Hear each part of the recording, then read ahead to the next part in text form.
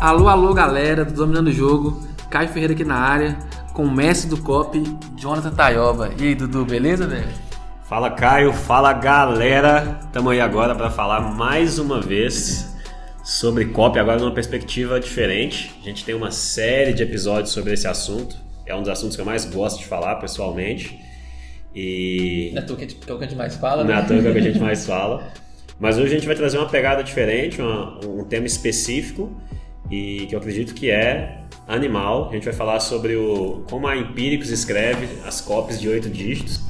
E vamos ver o que vai dar aí. É um episódio que eu acredito que vai ser topzera, conteúdo animal e super prático, que você vai conseguir sair daqui sabendo assim um processo otimizado, rápido, para você escrever copies muito fortes, né? Muito poderosos.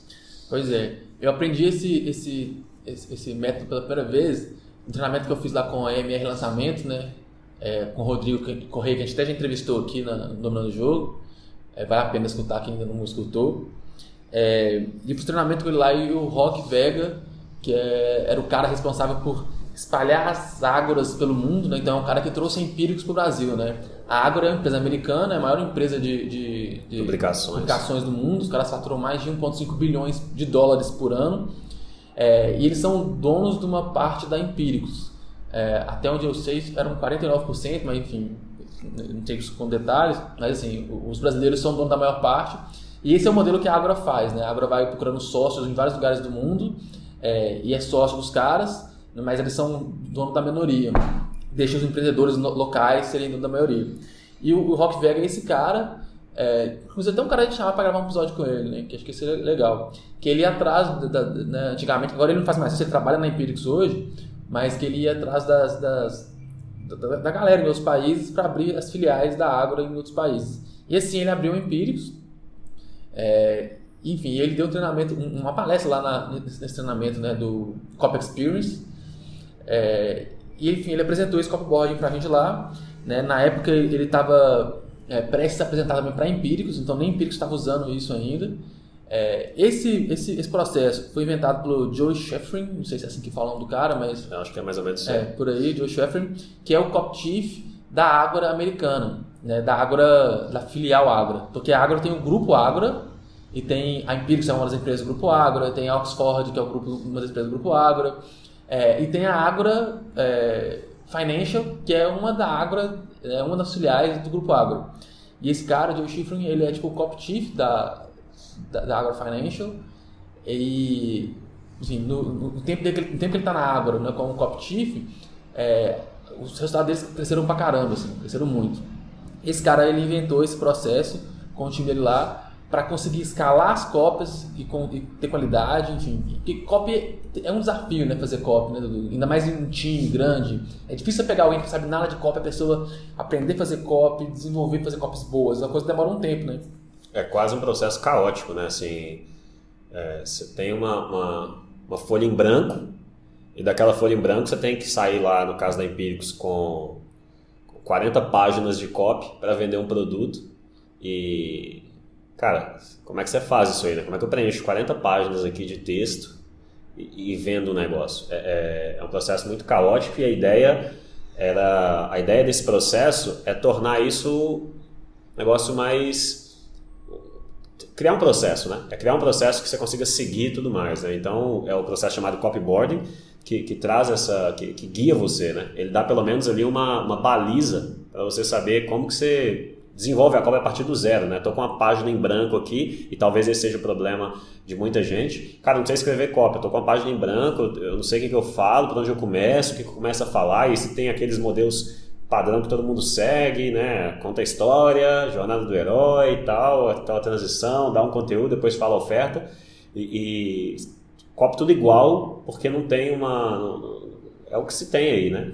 Então você tem um processo diferente aqui, e é o processo que a galera tá usando lá. Acho que as franquias da Ágora, a maioria delas utilizam o processo, porque eles fazem isso, né? Eles testam algo em uma franquia, um franqueado ali descobre um modelo que funciona muito bem e começa a espalhar para as outras franquias, né? Então chegou na Empíricos aqui, inclusive eu aprendi com o próprio Joe, acho que eles filmaram um treinamento interno, não sei se é um negócio que foi comercializado, mas... Não, o Todd Brown até comercializou esse curso de treinamento interno da Ágora.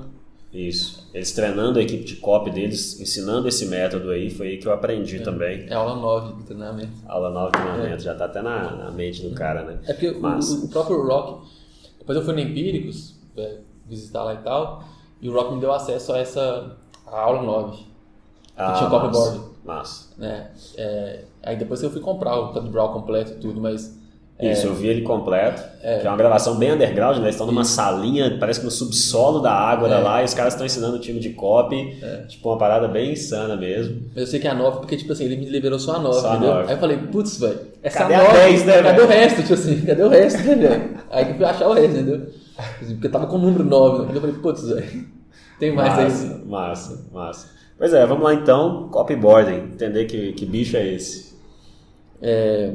Então, acho que assim, né, dentro disso que a gente está falando, né, do grande desafio de ter um time de copy, eu acho que quem já tentou fazer um time de copy vai entender o que é isso, é que escalar um time de copy é extremamente difícil. É extremamente difícil encontrar pessoas que já sabem alguma coisa de copy.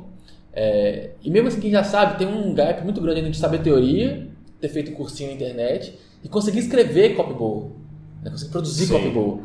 Então, assim, são dois grandes desafios. Encontrar pessoas que já sabem o que é copy já é extremamente desafiador. E ainda pessoas que conseguem escrever copies boas, conseguem tirar um pouquinho da teoria e colocar na prática, ainda é outro desafio. Geralmente, isso precisa de tempo. O próprio Rock me falou que o tempo em média que demorava para poder começar uma Empíricos, uma filial nova da Ágora num país, até ela começar a dar certo, era em média 2 anos.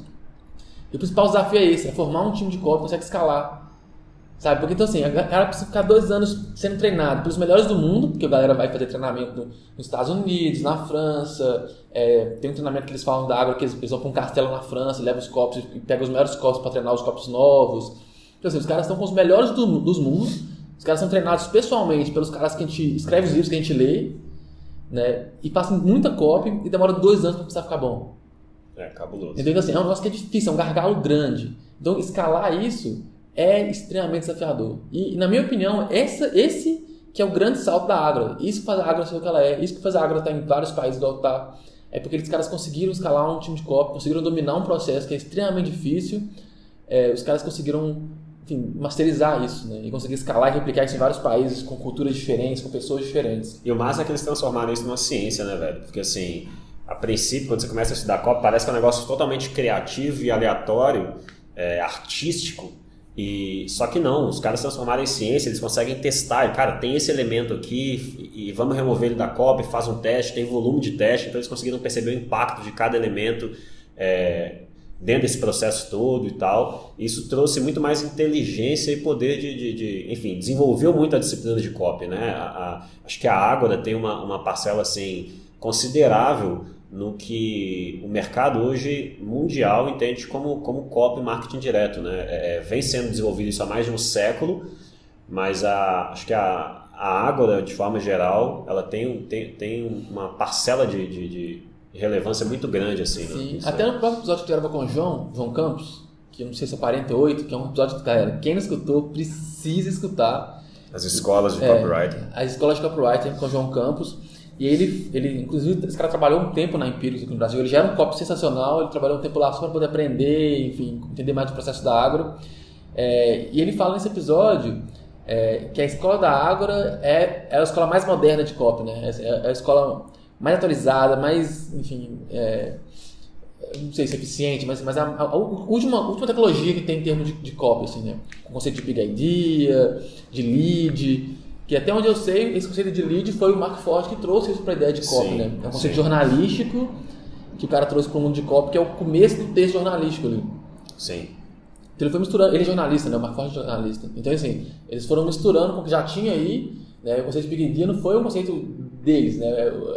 A gente já fez episódio sobre isso, a gente falou, acho que é o Oldville que começou a falar sobre isso e tal, mas assim, eles foram juntando as coisas que já tinham prontas, foram trazendo as novas coisas, novos processos, novas ideias e chegaram no que eles têm hoje, né? Que é legal que tá tudo muito bem documentado, tem livro, eles são muito abertos, né? Então tem livro de tudo. Mas realmente os caras conseguiram despontar, né? Com o que eles trouxeram de copy, assim. Sim.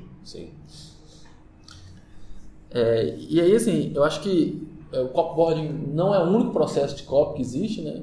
Mas ele é um processo talvez mais moderno, né? O próprio Rock Vega me falou isso lá uma vez que a gente conversou, que eu perguntei sobre outros processos de copy que a Agro já tinha publicado. Tem, por exemplo, o Peer Review e tem o Cub Review, que tem umas variações. A gente não vai falar hoje, mas assim, existem outros processos que a Agro também trabalha, já publicou sobre isso, vocês podem pesquisar, vocês vão achar. A gente pode gravar outro episódio sobre isso, né? Mas a gente vai falar do copyboarding, que é esse, que é talvez o mais novo, o mais escalável. É o que a galera está usando hoje, né? Lá. Isso. E é legal que eu fui no evento do Todd Brown ano passado, ano retrasado, em Orlando. Ano passado, em Orlando, e ele deu um livrinho para todo mundo lá você até viu lá embaixo, um livrinho vermelho, né, rosa, com copyboard e tal. Que quem deu foi o próprio Joe Schiffer, né, o cara que inventou o negócio. E ele falou lá no evento que, tipo assim, a ideia do copyboard vem de storyboard. O storyboard é o que funciona. O que é o storyboard?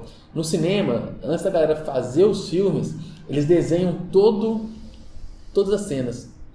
Por quê? Imagina você fazer um filme, Hollywood, extremamente caro. Você não pode chegar lá para gravar o filme na hora, vamos ver o que a gente vai fazer. Né? E vai pegar lá e põe a câmera e faz assim, faz assado. Tem que ter tudo muito planejado antes, porque senão fica muito caro. Uhum. Você gasta com estúdio, com cenário, com pessoas, você fala, não gostei, faz de novo. Você não pode. Na hora que vai gravar a cena, tem que estar tudo muito bem alinhado, com todo mundo, o que tem que estar pronto, para poder diminuir o custo, melhorar a eficiência, diminuir o tempo. Então você faz um desenho, né, de todas as cenas do filme, todas as cenas, cena por cena, você desenha tudo antes. Isso é o storyboard. E a ideia do copyboard é mais ou menos isso. Vem disso. Vem de você planejar toda a copy antes de começar a escrever. Né? O Gustavo já falou aqui, inclusive, é isso. Né? Você começa a escrever, depois a copy está pronta. Escrever é o último passo do processo de criar uma copy. Uhum. Né? E aí ele materializou isso num processo que eu posso chamar até de design thinking, eu acho. Né? Que você usa post-it. Usa post-it, põe num quadro. Então você faz isso com um grupo. Então a ideia do copyboard é você planejar todas as etapas da copy antes de começar a escrever a copy. Porque se você começa a escrever a copy, aí você terminou, você, não gostei, aí você volta, aí você foi reescrevendo tudo. Você dá para as pessoas revisarem para você, depois está tudo pronto. Você vai demorar muito mais tempo para escrever a copy. Então a ideia é você pensar antes com um grupo, com pessoas, pode fazer sozinho também, não tem problema, mas é você pensar antes de começar a escrever a copy. Dessa forma você vai ganhar tempo, vai ficar uma copy melhor, porque você está pensando antes, né? Enfim. Eu acho que esse é um negócio muito importante, né? E quando você talvez você trabalha sozinho, na sua casa, faz sua copy, isso não seja um problema tão grande. Mas você está falando de um processo de uma empresa que tem que fazer 1 zilhão de copies por mês. Existe essa preocupação de fazer uma copy e não perder tempo. Então, assim, né, eu tenho um amigo meu, o Veto, que ele trabalhava numa empresa brasileira, mas trabalhava na China. O que ele fazia lá? Ele ficava supervisionando a fabricação de peças industriais que o povo no Brasil comprava. Então, sei lá, a Vale comprava uma peça gigante lá, de um trator cabuloso, uma máquina gigantesca, e a empresa na China ia fabricar essa peça. Imagina que eles compram a peça, aí a galera na China fica 3 meses fabricando a peça, manda para o porto, manda para o Brasil, depois de, sei lá, 6 meses, 1 ano, a peça chega no Brasil e a peça estava errada. Puta prejuízo. A Vale perdeu 6 meses, 1 ano, desde quando ela pediu a peça até ela chegar aqui e falar, tá errado. Tanto dinheiro que gastou, tanto tempo que gastou. Então qual que é a ideia? A ideia, que esse amigo meu estava lá, quando começou a fabricar a peça, ele mandava um tanto de foto para os engenheiros no Brasil, fazia uma inspeção. Ele não era técnico, ele era só um inspetor. Aí os engenheiros no Brasil falavam, tá certo, pode continuar, vou começar a produção. Então, aí depois de estava lá 2 meses produzindo, ele ia lá, mandava mais fotos, falava, tá tudo certo, pode continuar. Acabou, tá tudo certo, pode mandar pro porto. Chegou no porto, pô, tá legal, tá bem embalado, tá tudo certo para chegar no Brasil sem destruir. Aí chegando no Brasil, já evitou o stand de erro. Né? Chega aqui, ela já tá, tipo... a chance de estar pronto ali certinho é muito grande. Muito grande. Então, acho que uma das ideias do copyboard, né, é um pouco isso, é conseguir pensar na copy antes de começar a ficar 3 meses escrevendo uma copy. Sabe? É começar a pensar nisso antes, para na hora que você for escrever, o negócio já tá, tipo, alinhado para dar tudo certo. Sim. E aí, Dudu, como é que funciona o copyboard? Assim, o copyboard é um processo que ele foi originalmente desenvolvido para para ser trabalhado em equipe, mas não significa que você não consiga fazer ele sozinho, mas é mais poderoso se você trabalhar em equipe, né?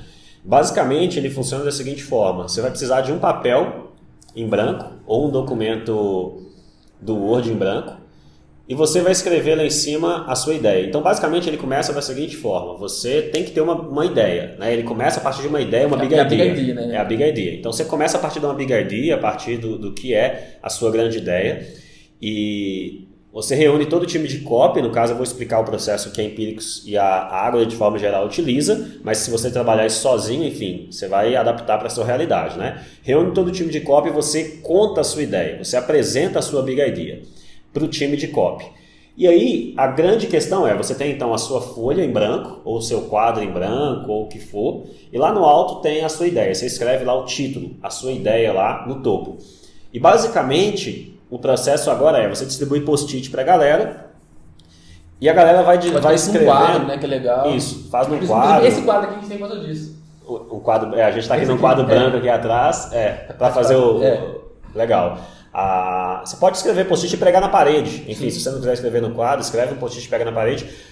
O ideal, você pode falar, eu posso escrever na folha, na caneta na folha? Pode. O post-it você vai entender porque ele é fundamental. Eu acredito que no processo de copyboarding, o post-it é fundamental, muito melhor do que você escrever numa folha. Se você está fazendo isso digitalmente, no Word, em algum documento, é melhor que você consegue mover o texto de lugar, porque você vai mexendo nisso o tempo inteiro. Mas qual que é a pegada? Apresentei então a ideia para o time, todo mundo entendeu bem a ideia e agora começa um brainstorm de dúvidas e objeções. O que é isso? O que a galera pergunta é, agora que você ouviu essa ideia, qual é a primeira dúvida, qual que é a primeira objeção, qual que é o primeiro pensamento que vem na sua mente? E a galera começa a sugerir, né? Então, mas se isso é desse jeito, por que eu não ouvi antes? Escreve isso no post-it, prega no quadro. Mas por que você sabe disso e ninguém sabe disso? Por que só você sabe disso? Escreve e coloca lá. Mas como que você descobriu esse conhecimento se era um negócio assim tão secreto? Escreve e coloca lá. Mas no meu caso, por que o meu caso é diferente, meu problema é específico? Enfim, aí são objeções específicas da ideia, né?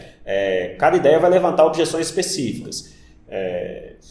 Então, por exemplo, na Ágora é muito sobre investimentos. Mas se essa empresa, sei lá, se essa empresa vai tá com essa tecnologia nova, por que não saiu na televisão, no Jornal Nacional, ninguém falou disso em lugar nenhum? Enfim, aí escreve lá as objeções. No final das contas, você vai ter um processo que vai, durante alguns minutos, a galera vai colocando todo tipo de objeção relacionada a essa ideia, né? Sem filtro, né? Brainstorm. Sem filtro, é brainstorm. Vai sapecando objeções e tudo mais.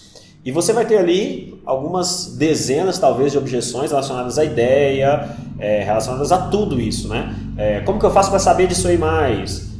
Como que eu faço para aprender sobre isso? Aí vai vindo um monte de objeção, dúvida, questionamento, pergunta. Você vai ter ali um monte de post-it a respeito disso.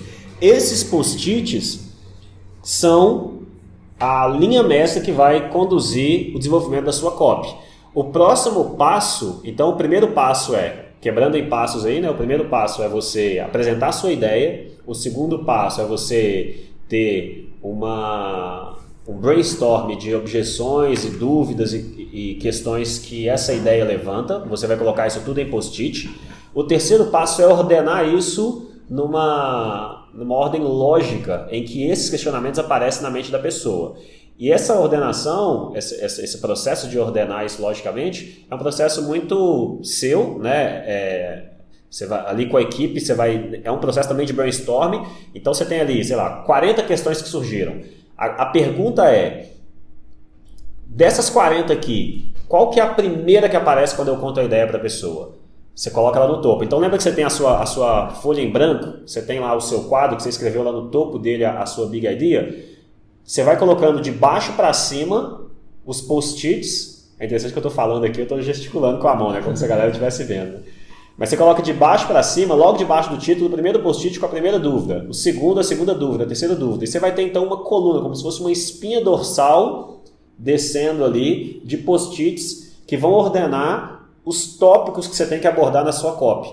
Com isso você tem uma direção de tudo que você tem que falar na sua copy, na ordem correta, garantindo que você está cobrindo tudo na sua copy que é importante cobrir. né? Que você não está deixando nenhum ponto de fora, né?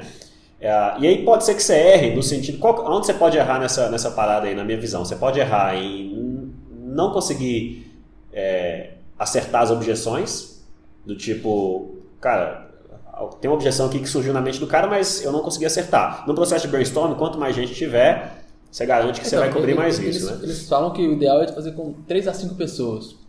Né? Porque senão vira um caos desnecessário. Dá pra fazer sozinho, dá pra fazer com 2 pessoas, mas 3 é um número que tá, tipo, visões bem diferentes mesmo ali.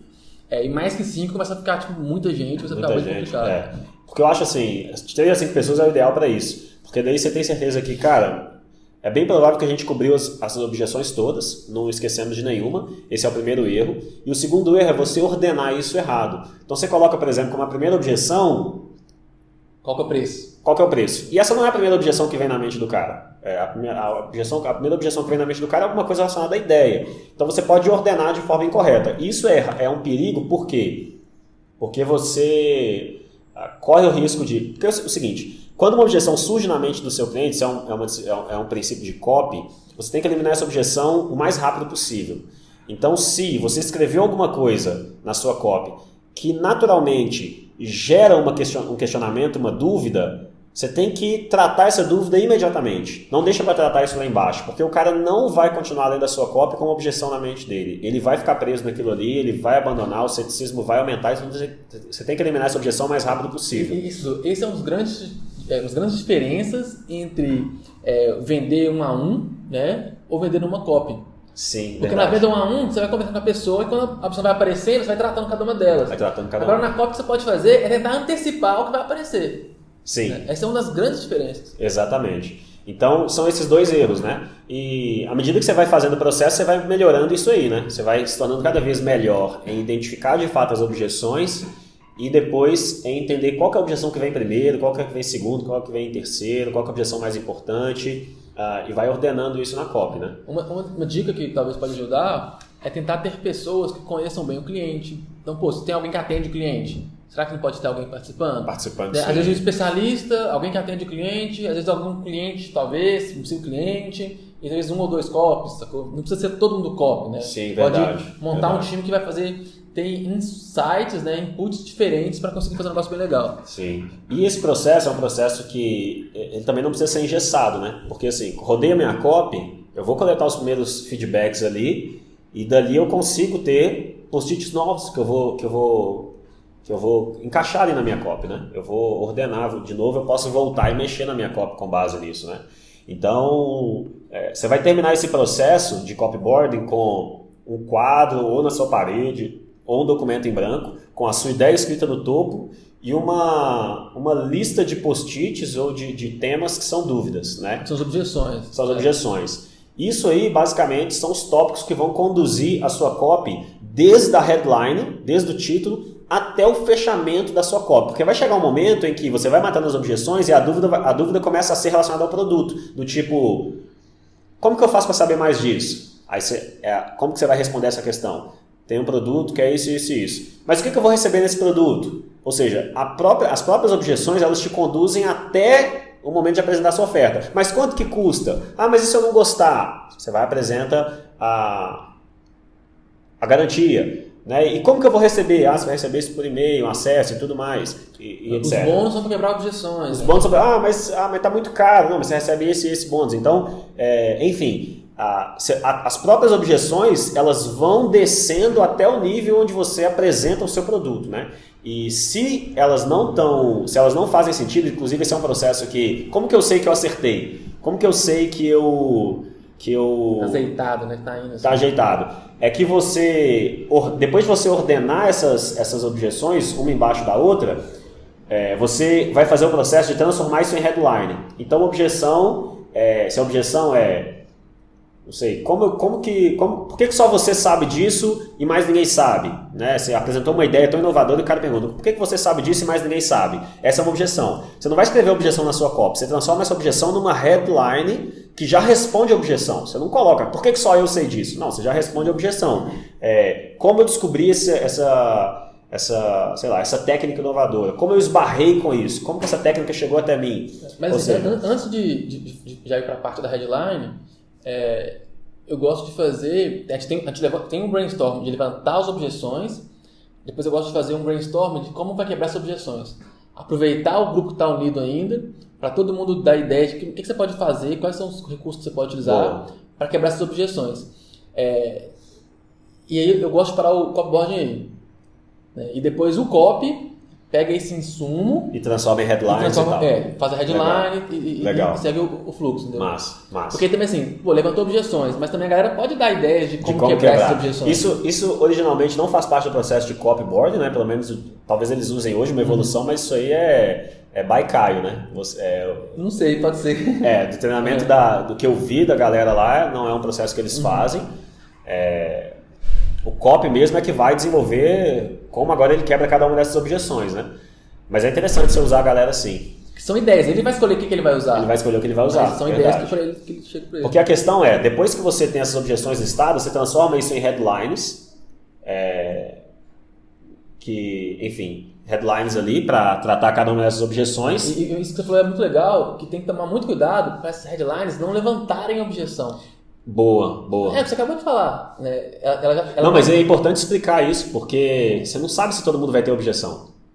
Corre o risco de você gerar objeção na mente de quem não tem. E aí tem um exemplo que eu acho ótimo para poder exemplificar isso, é que mais tá na Disney, aí tem tanto brinquedo legal lá, aí tem um brinquedo que tá com a placa assim, 230 dias sem acidentes. Poxa, será que, você precisa te falar desse jeito? Será que se você falar assim, é o brinquedo mais seguro da Disney, não é melhor?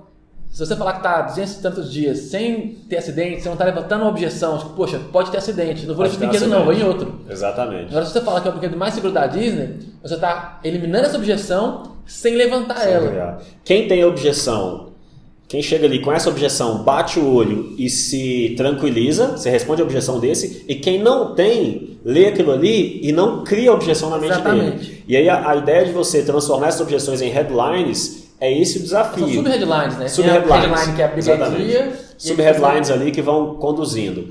É você transformar isso em uma sub-headline que responde à objeção de quem tem e não cria a objeção em quem não tinha essa objeção. Né? Então, você tem esse desafio aí, né? E a ideia é que, como que você sabe que você ordenou corretamente? Que eu falei que é o segundo erro que pode acontecer, é você ordenar essas objeções incorretamente, tá mal ordenado. A ideia é você, depois que você transformou em headline, você coloca só as headlines na página, só as headlines. E aí se você lê a sua headline principal da Big Idea e for lendo as sub-headlines, só com as sub-headlines for pulando de uma para outra, você tem um sentido naquilo. Já tem uma história sendo contada, já tem um processo sendo contado.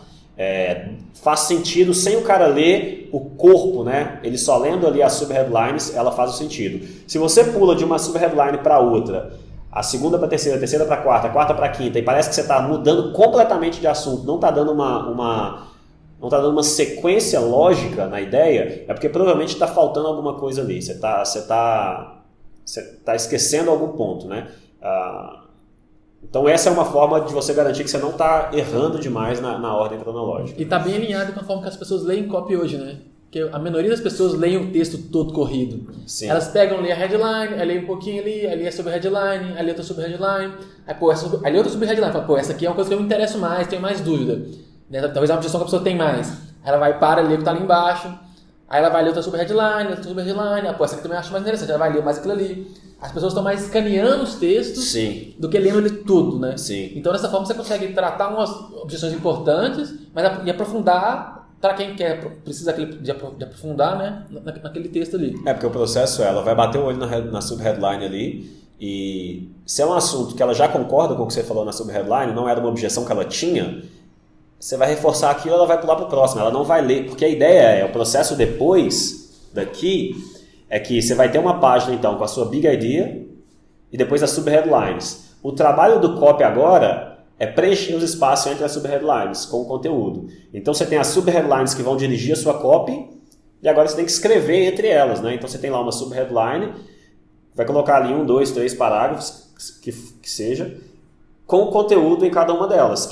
Esse conteúdo vai vir daquelas ideias que você falou, né? Da galera que... como que eu mato essa objeção? Coloco antes e depois, coloco o depoimento de um cara, coloco uma pesquisa científica que comprova isso aqui, coloco um review aqui de um especialista e tal, a galera vai te dando essas dicas e você vai decidir se você vai usar ou não, mas basicamente você vai preenchendo ali o meio dessas headlines, dessas sub-headlines, com o conteúdo que realmente vai aprofundar naquele ponto ali, né? Que aí, enfim, você coloca uma afirmação, aí uma regrinha, acho que não é uma regra que você precisa seguir sempre, mas é uma regra para orientar, né?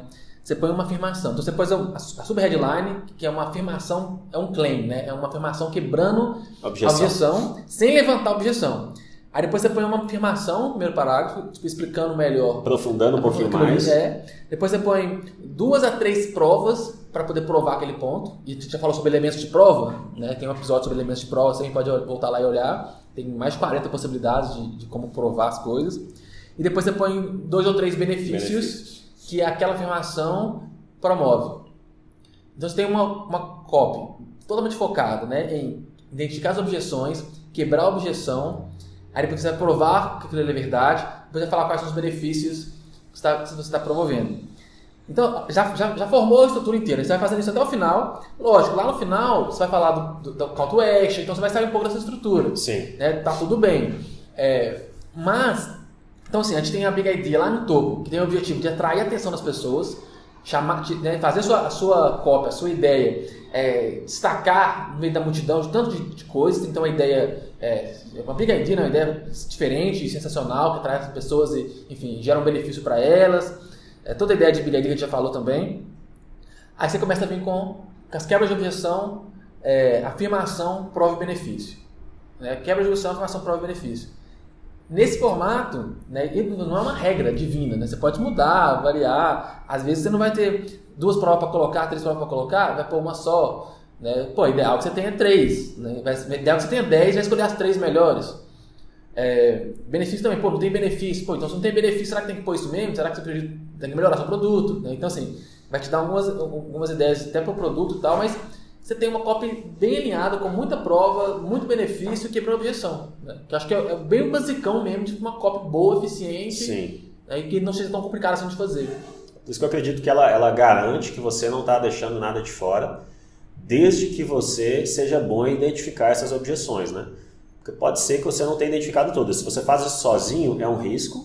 Se você faz isso com um time pouco experiente, existe esse risco também. Sempre vai existir esse risco, na verdade. Sim. Mas à medida que você vai fazendo, você vai melhorando nisso aí. Exatamente. Não tem regra mágica mesmo, não. E aí, Dudu, o que você acha que é a consideração final aí sobre o copyboarding? Assim, eu estudei copyboard há alguns anos atrás e já apliquei algumas vezes em processos de consultoria, em processos meus, assim, internos.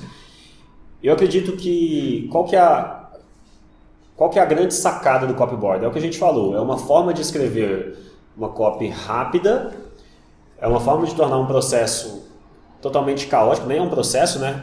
É um desafio caótico em um processo organizado, de forma que quem não tem muita habilidade com copy, quem não tem muita noção de por onde ir, ele te dá uma linha ali, uma direção para você seguir.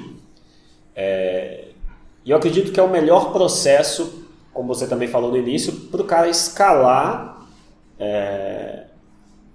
copy. Escalar e conseguir atender uma demanda alta de copy sem perder qualidade. Porque esse é o desafio da Agro, né? Os caras publicam lá até informações que acho que não é regra, mas é uma média de 2 copies por mês cada copywriter. Então você tem um copywriter que tem que escrever 2 copies por mês e tem que sair boas, né? Tem que converter aquela parada ali. Então você tem que ter velocidade, você tem que ter quantidade de copy sem perder qualidade, né? E esse processo ele garante isso. Então, na minha opinião, é o melhor processo para escrever copy? Não, eu acredito que ele tem pontos fracos. Se o seu foco é ter a copy com muita qualidade, e você tem conhecimento e know-how para isso, você tem bagagem para isso, você já estudou copy, você tem conhecimento de copy, esse processo vai te engessar um pouco, ele vai te limitar um pouco, ele vai talvez criar uma estrutura que vai te engessar, mas se você quer fazer copy muito rápida, sem perder muita qualidade da copy, esse processo ele é perfeito. Então, Eu acredito que se o time de copy da Agro tivesse que publicar bem menos copies, né, a gente tem que rodar aqui uma copy a cada 3 meses, talvez eles partiriam por um processo menos engessado, que desse mais liberdade para cada copywriter, porque eles têm copywriters muito bons, não tem necessidade de engessar o cara tanto assim, né? Mas, quando você tem que publicar muita copy, esse processo ajuda, né? Então, um time também com menos capacidade técnica, né? Exatamente. Então, assim, depende da sua necessidade, aí depende da sua realidade. Se você é um cara que não tem muita habilidade para escrever copy, talvez isso aqui vai te dar uma direção muito boa, né? Uma direção muito boa. Se você tem um time ali, é uma forma talvez de pegar um cara que não está tão bom, né? Vai contratar um copywriter novo, talvez é um processo bom para esse cara começar a escrever copy, né? Um cara que não tem muita experiência. Mas, na minha visão, não é um método perfeito para escrever copy. Ele é um método, na verdade eu não acredito que existe um método 100% perfeito, né? Porque depende da sua necessidade, depende da sua condição. Né? Depende do mercado, depende do cliente, depende do time. Exatamente. Então ele é perfeito para quem quer agilidade para escrever copy sem perder muito a qualidade dessas copies. Ter copies razoavelmente boas em grande volume, né? Eu acho que se você está com uma pirâmide do marketing direto toda alinhadinha, um problema legal, a solução bacana, a oferta é boa, esse processo aqui está mais que suficiente para você conseguir ter copies muito boas, né? Concordo. Se você está no mercado muito sofisticado, muito concorrido, muita gente escrevendo copies de altíssimo nível, a barra lá em cima, enfim, você não tem nada para suportar, é só marketing direto, não tem marca, não tem brand, não tem nada, você vai estar totalmente escorado no poder de conversão da sua copy, ninguém te conhece, você é totalmente desconhecido, e, enfim, você não está muito certo da qualidade, enfim, a primeira copy que você vai escrever é um lançamento e tal, vai por isso aqui, mas talvez essa não vai te dar a melhor copy que você pode ter também, né? Isso serve para produto físico, para produto digital, para assinatura, para qualquer coisa, né? Sim. Até uma página de SaaS, assim. Acho que o importante é entender que você pode começar, a sua Big Idea pode ser já uma promessa, dependendo aí, enfim, a gente falou sobre isso já em outros episódios, né? Se o seu começo da sua copy lá, você vai falar já de promessa, de produto, aí você vai seguir com o copyboard a partir disso. Sim. Né? Se o seu negócio é uma galera bem pouco consciente, né? Mais unaware, que é bem focado na ideia, numa história, aí você vai seguir suas objeções a partir da história. Você precisa alinhar isso no nível que você está trabalhando. Sim.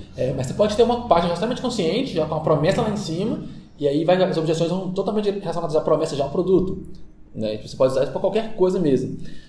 E Dudu, eu sei que você tem um curso de copy, né? Que é o Copy Black Box. Sim. E você tem um bônus do copyboard, né? Então, assim, acho que quem quiser aprender isso com mais detalhe, né? Enfim, pode conhecer seu curso lá. O que você acha que a galera pode fazer? Ah, massa. Então, o legal do Copy Black Box é que é o seguinte, a gente tem um bônus que na verdade é um mini curso, onde eu ensino o processo de copyboarding todo, e o curso em si, ele é um curso que ensina o processo mais sofisticado de construção de copy.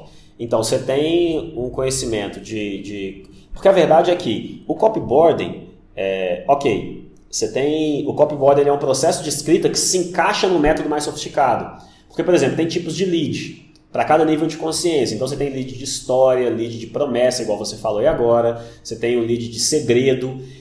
E o processo de copyboarding não elimina isso. Inclusive, quando eu fui treinar a galera falou, mas e aí, então não existe mais tipo de lead? Não. Você vai construir o seu copyboarding em cima de um lead de história. Você vai construir o seu copyboarding em cima de um lead segredo. Então você não perde o tipo de lead na hora de escrever isso aí. Ou seja, eu vou matar as objeções, vou encher ali as sub-headlines com conteúdo, utilizando uma estrutura de história, utilizando uma estrutura de segredo, utilizando uma estrutura de promessa. Então, você precisa saber o método mais sofisticado e depois você trabalha com copyboarding guiando você nesse método sofisticado de escrita, né? E o treinamento, ele parte desses dois princípios. Inclusive, tem um outro ponto lá, que é como escrever uma copy muito rápida, sem utilizar copyboarding e sem utilizar um método sofisticado que eu atuo, que é para quem quer velocidade total, garantindo qualidade boa também. Mas enfim, não vou ficar aqui fazendo jabá do curso, não. Mas tá lá na minha bio, velho. O link tá lá eu explico o método, explico a parada toda. Quem quiser saber, clica lá e vai saber. Bio do Instagram, isso aí. Qual que é o Instagram? Jonathan Taioba, @Jonathan Taioba. O meu é @CaioFerreiraNet. Agora a gente entrou numa pegada aí de blogueirinho. Virou blogueirinho, eu e o Dudu estamos postando conteúdo agora. Nossa, tamo lá na raça. Não é uma parada que é natural, né? A gente é mais de bastidor, né? Tanto eu quanto o Caio. Mas tamo lá, começamos a postar as paradas e tudo mais. Tá saindo. Então é isso aí, galera. Espero que vocês tenham gostado. Né? Essa é uma técnica muito poderosa. Que talvez fazer a primeira vez pode ser uma coisa meio estranha, mas começa a fazer, vai mantendo consistência. Se você trabalha sozinho, chama algumas pessoas para fazer com você, né? Faz com post-it no quadro, uma coisa bem visual. E, enfim, pode ter certeza que vai fazer cópias muito melhores. Né? Funciona, velho. Se a galera da Empíricos e todas as franquias da Ágora usam, os caras faturam 1,5 bi de dólar, é porque funciona, tá ligado? Funciona. Exatamente. Mas então é isso aí, gente. Um abraço e até o próximo Dominando o Jogo. Até, galera. Abraço.